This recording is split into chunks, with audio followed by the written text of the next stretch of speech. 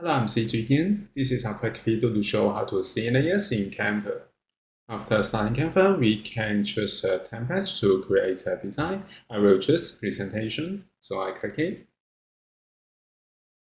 And then a design page is created. Next, we can add elements. For example, I add image using uploads. This is the image I uploaded before. I use gradient image and set it as a background.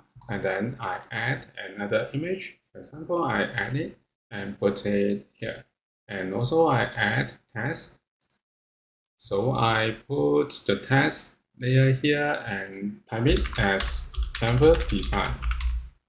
And I change it to white and bold it. So we can have 3 elements in this Canva design. If you want to see the layers, select one of them and then go to position. And then we can find layers here. So we can have text layer, image layer, and the background layer. So this is how we can see layers in Canva.